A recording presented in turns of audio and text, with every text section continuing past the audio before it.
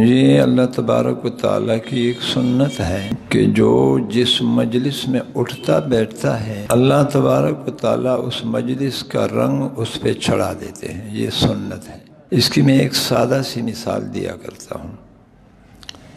آپ اپنے علاقوں میں کسی بھی ایسے آدمی سے جو نشے کا عادی ہو، اس سے آپ پوچھ لے کہ آپ یہ نشہ کرتے ہیں تو کیا آپ کے ابا کرتے تھے؟ وہ کہے گا نہیں. آپ کے بھائی کرتے تھے؟ وہ کیا کہے گا؟ نہیں. آپ کے گھر میں کسی اور نے یہ نشے کیے؟ وہ کہے گا نہیں.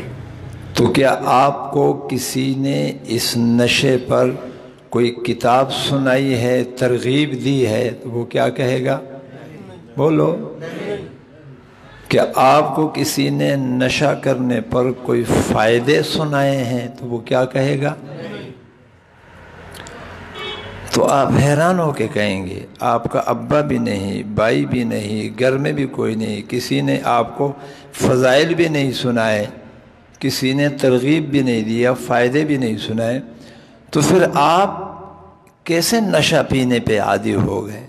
تو یہ سوال آپ جہاں جس سے بھی کرو گے اس کا جواب ایک ہوگا، اور وہی جواب سارے دنیا کے معترضین کے لیے کافی شافی ہے، اس لیے ان کے پاس اس کا جواب نہیں ہے. جواب یہ ہوگا کہ میرا ابا بھی چرسی نہیں، میرا بھائی بھی نہیں، میرے گھر میں بھی کوئی نہیں، مجھے کسی نے ترغیب بھی نہیں دی، مجھے کسی نے اس پر فضیلتیں بھی نہیں سنائے، فائدے بھی نہیں سنائے.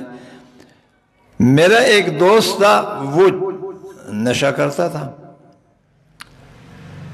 میں اس کے پاس آتا جاتا تھا. ابا نے منع کیا نہ جاؤ، بھائی نے منع کیا نہ جاؤ، مولوی صاحب نے منع کیا نہ جاؤ. میں کہتا تھا یار میں کوئی نشہ توڑی کرتا ہوں، دوست ہے میرا، اس کے ساتھ ویسے اٹھتا بیٹھتا ہوں. اب وہ اٹھنے بیٹھنے سے آہستہ آہستہ آہستہ آہستہ میرے اوپر وہ رنگ چڑھ گیا. اب وہ کم اور میں زیادہ نشئی ہوں. ایسے ہی ہے نا؟